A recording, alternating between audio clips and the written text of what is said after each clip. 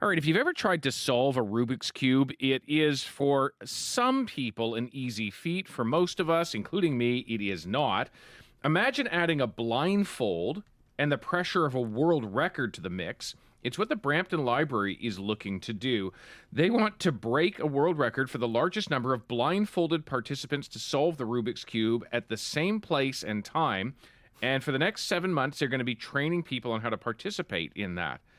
Sound crazy? Well, who are the crazy people behind it? We've got them in studio with us. Gordon So, who started this initiative, and Justine Malouf, who's a digital literacy librarian. Good morning to both of you. Good morning. Good morning. This is wild. How did the idea, Gordon, of competing for a world record on such a large scale just come to life? Wow. Great question. Thank you for the opportunity to be here. You mentioned the word crazy. It's actually insane.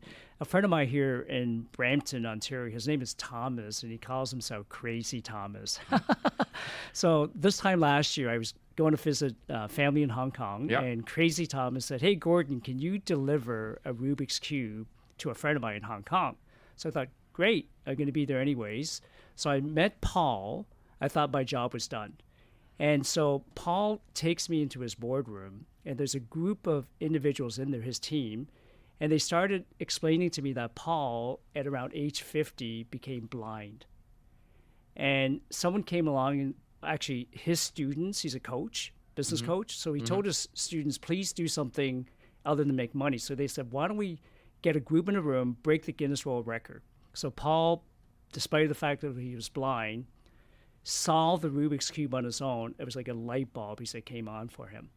And you guys remember COVID? Everyone's at home feeling sorry for themselves. So it's the same thing with my friends who become blind. They feel like society's given up on them. So they decided to teach people who are blind how to solve a cube. And then it led to, make a long story short, it ended up with, during COVID, in one room with about 320 people, 10% blind, 90% just like us learning how to do it blindfolded, and they broke the Guinness World Record. Okay, now you're going to try to do it again. And I will point out the Rubik's Cube that you're talking about for the visually impaired, it's tactile, so it has different shapes on the different colors. You're able to associate it. Justine, how did the Brampton community get connected into all of this? So we actually met Thomas at the Brampton Venture Zone Expo this past summer, and he told us his story. We connected because he actually 3D printed these tactile parts, and because we have 3D printers at the library that are free to use, we wanted to see if we could bridge the two together. And we were also so inspired by his story to have such an inclusive event that can really be for anyone, and it's been wonderful so far. Okay, when do you do this world record attempt, and how do you do it? So the record attempt's going to happen June or July this year. Okay. Simultaneously in two different cities this time, Hong Kong and Brampton. Okay. Yeah. So but there's a lot of work to do leading up to that. There's a ton of work to do. Yeah. And how are you doing that? How are you getting people up to speed? So in September, we started actually training our high school volunteers on how to teach other people to solve the Rubik's Cube. And they are all brilliant, and we're able to solve it very quickly. And you actually blindfold them? Yes. Okay. Do you have a blindfold? I do. And I you're have one to try for you. to teach me how to do yes, this? Yeah, I am. okay. Okay, you pass me the blindfold. Look, full disclosure here, I am not... I don't know that I've ever solved a Rubik's Cube with my sight. So the idea of trying to do it blindfolded is very intimidating. It's okay. We're all still learning. All right. So I haven't put the blindfold on yet. You're going to pass me this tactile Rubik's Cube. It's got the different shapes on the different colors. Blindfold on now? Blindfold on. Okay. So you need to be able to see my Rubik's Cube, I'm assuming. Yes, so you should be able to feel the different shapes of the faces. Yeah. So we're going to concentrate on the flat faces, and these are white. Okay. So we're going to make sure that the center flat piece is facing up towards the ceiling. Okay. Have I done that? It has many flat. It's not all flat. We have a different one. All right, your red is on top. That's okay. Okay. So what we want to do is we want to fill in the middle pieces, so the edges that are around the the top face. So if you want to feel around the other faces and see if you can find one more flat face that's in the middle. That's in the middle. A middle on the left or the right side. A middle on the left. Okay, yeah, I feel one on the left side. Yeah. Perfect. Okay, so if you turn that piece up so it's on the top as well. Okay, like that. Perfect. Yeah. Okay.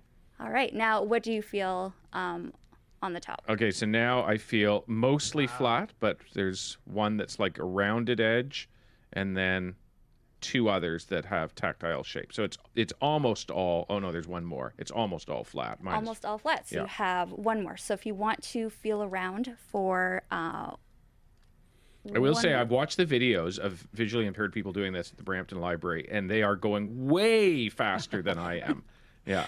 Yes, I think Thomas can do it in 4 minutes. You're kidding me. Okay. I feel like it's been 25 already. Wow. Yeah.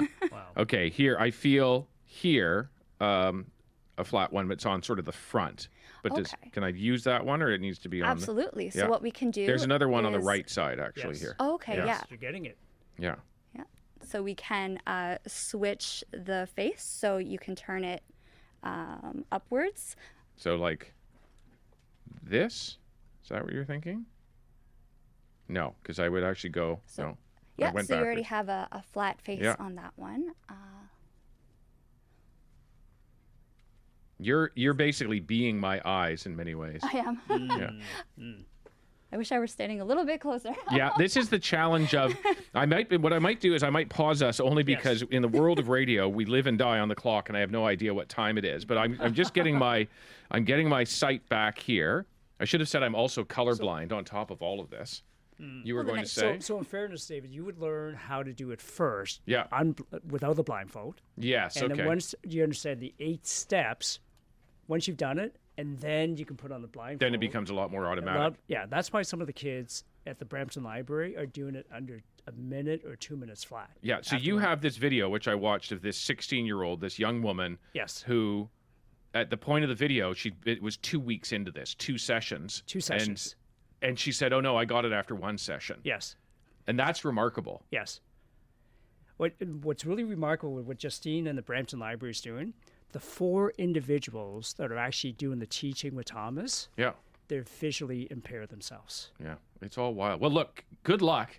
It's amazing what you're attempting here. We will have to check back in with you once you make the attempt, but you got a lot of work to do before then. Yes. Good luck to both of you. Thank you so much. That is Justine Malouf, a digital literacy librarian and from the Brampton Library, and Gordon So, who helped organize its Rubik's Cubes workshops, which start in Brampton next week.